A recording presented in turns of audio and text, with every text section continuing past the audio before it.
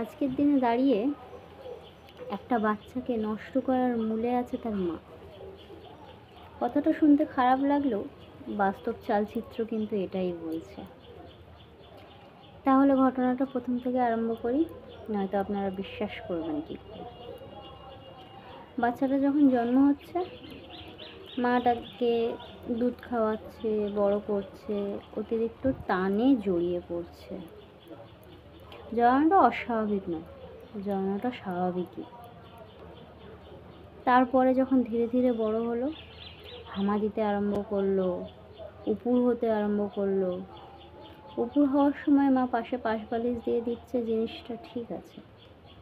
হামা দেওয়ার সময় অনেকে কি করে, এই হাঁটুগুলোয় কাপড় বেঁধে দেয়, হাঁটুতে লেগে যেতে পারে, বা বাচ্চাকে খেলবার জন্য একটা ব্যারিকেড মতো তৈরি করে দেয়, যেই জায়গাটায় বাচ্চারা আর কি খেলা করবে, অন্য জায়গায় গেলে বাচ্চাটা লেগে যেতে পারে।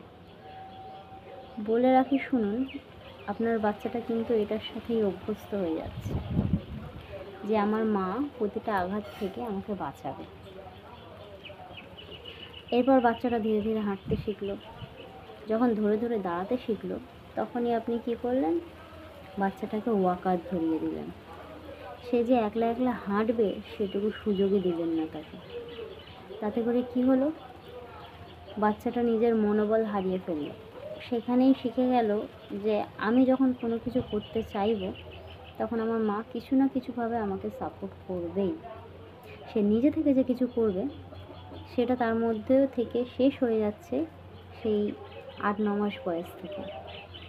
এরপরে বাচ্চাটা বড় হলো, বাচ্চার খাওয়া দাওয়া আরম্ভ হলো, এটা খাবো না, ওটা খাবো না, মাও বারণ করছে না।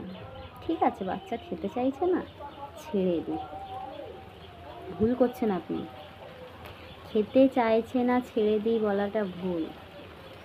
সন্তানটাকে আপনি আজকের জন্য তৈরি করছেন না, ভবিষ্যৎ প্রজন্ম হিসেবে তৈরি করছেন, যে প্রজন্ম আরেকটা প্রজন্মকে নতুনভাবে সৃষ্টি করবে এবং তাকেও শেখাবে। তাহলে শিক্ষাটা আপনি ঠিকঠাকভাবে দিলে তবে গিয়েই সে পরবর্তী প্রজন্মটাকে ঠিকঠাকভাবে শিক্ষিত করতে পারবে। বাচ্চা খেতে চাইছে না, একটু অন্যভাবে রান্না করে দিন, একটু অন্যভাবে খাওয়ান, খাওয়ার প্লেটিংটা একটু অন্যরকমভাবে করে দিন, দেখবেন বাচ্চাটা খেতে চাইবে। দেখবেন আমরা তরকারি তখনই খাই যখন তরকারিটা দেখতে খারাপ লাগে। একটা তরকারি খেতে স্বাদপূর্ণ হলেও যদি দেখতে ভালো না হয়, আমরা কিন্তু খাই না তরকারিটা, বা সেটাকে প্রথম থেকেই জাজ করে নিই। তাহলে বাচ্চাটাকে সেইভাবেই খাবার দিন, বাচ্চাটা যেভাবে খেতে চাইছে, বা না চাইলে আপনি নিজের বুদ্ধি খাটান যে কীভাবে বাচ্চাটাকে খাওয়ানো যাবে, কিন্তু খাওয়াতে হবে। এবার স্কুলে গেল, আপনি পড়াশুনো শেখাচ্ছেন, বোঝাচ্ছেন যে বাবু এটা পড়ো, ওটা পড়ো, সেটা পড়ো, না পারলেই একঘা কষিয়ে দিলেন।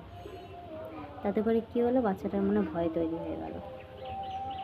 পড়াশুনো এমন একটা জিনিস, ভয় দেখিয়ে হয় না।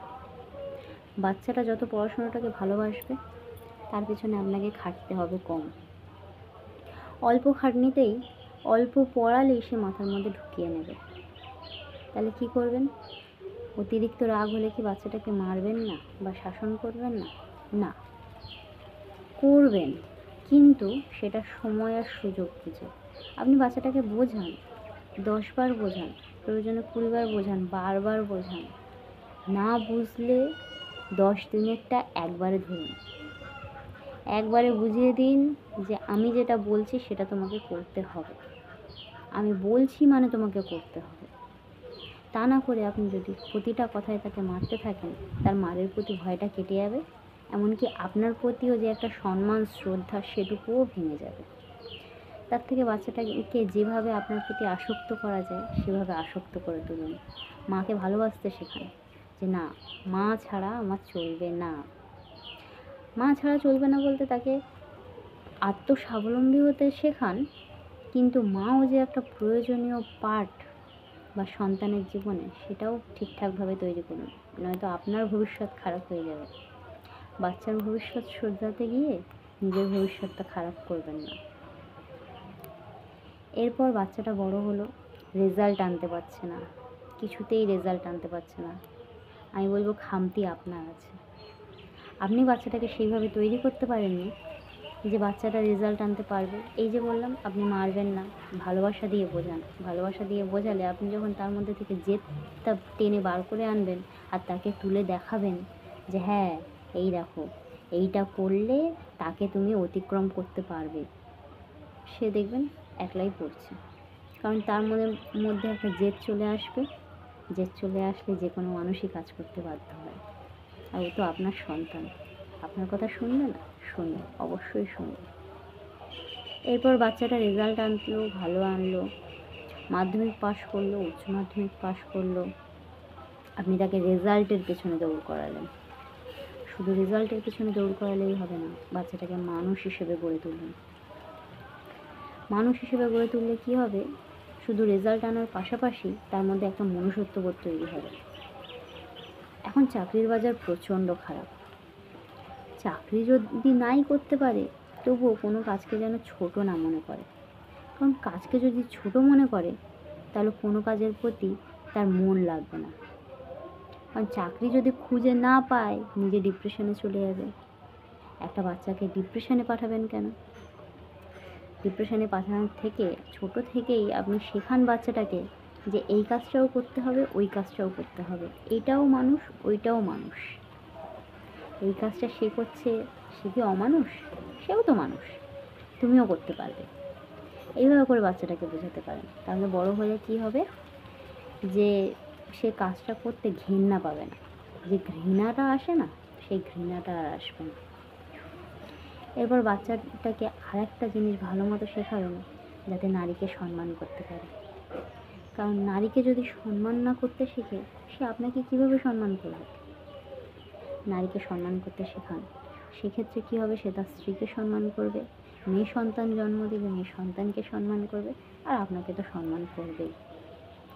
তাই একটা বাচ্চাকে মানুষ করতে হলে একদম ছোট থেকেই, শূন্য থেকেই শুরু করুন। শূন্য থেকে না শুরু করলে আপনি কিন্তু 100 গিয়ে পৌঁছে দেখবেন যে তলায়, পেছন ফিরে যখন দেখবেন যে তলায় আমি কি করেছি, কিছুই করিনি, কি করলাম এতদিনে, জীবনটা কি তাহলে আমার ব্যর্থ?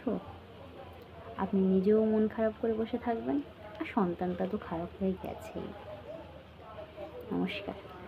আজকের ভিডিওটা আমার যদি ভালো লেগে থাকে, অবশ্যই লাইক, কমেন্ট, শেয়ার করে দেবেন। আর চ্যানেলটি সাবস্ক্রাইব করে বেল আইকনটি প্রেস করে অল করে দেবেন। এরকমই আরও ভিডিও পেতে আমার সঙ্গে থাকবেন।